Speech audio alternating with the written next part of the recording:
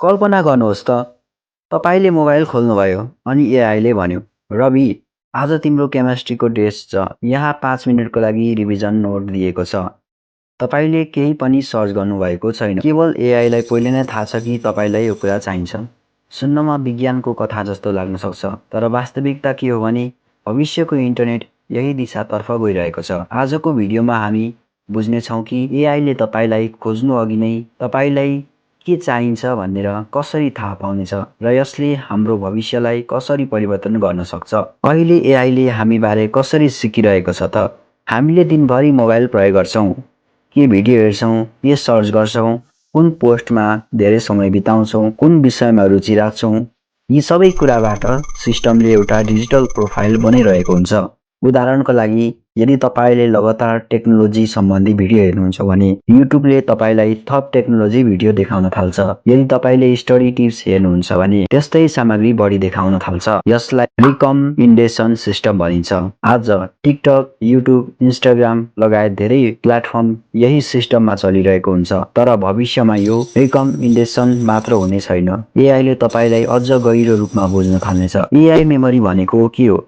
अब कल्पना गर्नुहोस्, एआईले तपाईँका रुचि, लक्ष्य र कामहरू सम्झन थाल्यो भने, जस्तै तपाईँ कन्टेन्ट क्रिएटर हुनुहुन्छ। एआईलाई थाहा छ कि तपाईँ हरेक फ्राइडे र सन्डे भिडियो अपलोड गर्नुहुन्छ। एआईलाई यो पनि थाहा छ कि तपाईँ टेक्नोलोजी र डिजिटल स्किल सम्बन्धी भिडियो बनाउनुहुन्छ। अब अर्को फ्राइडे आउन लाग्दा एआईले आफै भन्न सुरु गर्छ कि तपाईँको अर्को भिडियोको लागि यी 3वटा नयाँ आइडिया उपयोगी हुन सक्छ। यसलाई एआई मेमोरी भन्न सकिन्छ। एआईले तपाईँको अनुमति अनुसार उपयोगी जानकारी सम्झन्छ र त्यसलाई भविष्यमा प्रयोग गर्छ। यसले गर्दा प्रत्येक पटक सबै कुरा फेरि बताउनु पर्ने आवश्यकता कम हुँदै जान सक्छ। अब क्वेसन आउन सक्छ, भविष्यको इन्टरनेट कस्तो हुन सक्छ त? आज हामी इन्फर्मेसन खोज्दछौँ, भोलि इन्फर्मेसन हामी कहाँ आउन सक्छ। आज हामी सर्च गर्छौँ, भोलि एआईले सजेस्ट गर्न सक्छ। उदाहरणको लागि, तपाईँ परीक्षा नजिक हुनुहुन्छ, एआईले भन्न सक्छ, "तपाईँले यो च्याप्टर अझै राम्रोसँग तयारी गर्नुभएको छैन।" तपाईँ व्यवसाय गर्दै हुनुहुन्छ भने एआईले भन्न सक्छ, "यो हप्ता यो ट्रेन्ड बढ्दैछ, तपाईँले यसलाई ध्यान दिनुपर्छ।"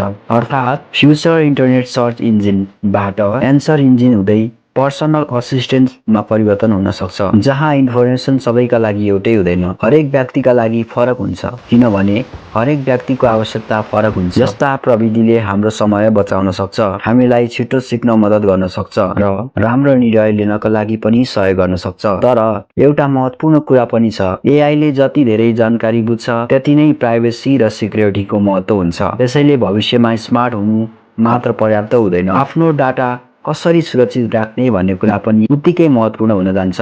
सायद केही वर्ष पछाडि हामी गुगलमा धेरै कुरा टाइप गर्ने छैनौँ। हामीले खोज्नु अघि नै एआईले आवश्यक जानकारी दिन थाल्नेछ। प्रश्न एआई कति बुद्धिमान छ भन्ने होइन, प्रश्न यो हो कि हामी यो भविष्यका लागि कतिको तयारी छौँ। यदि तपाईँ टेक्नोलोजी, एआई र फ्युचर स्किल सम्बन्धी यस्ता भिडियो हेर्न मन पराउनुहुन्छ भने यो भिडियोलाई लाइक गर्नुहोस्, साथै डिजिटल हेल्पर नेपाल च्यानललाई सब्स्क्राइब गर्नुहोस् र कमेन्ट पनि लेख्नुहोस्। धन्यवाद। फेरि अर्को भिडियोमा हाम्रो भेट हुनेछ।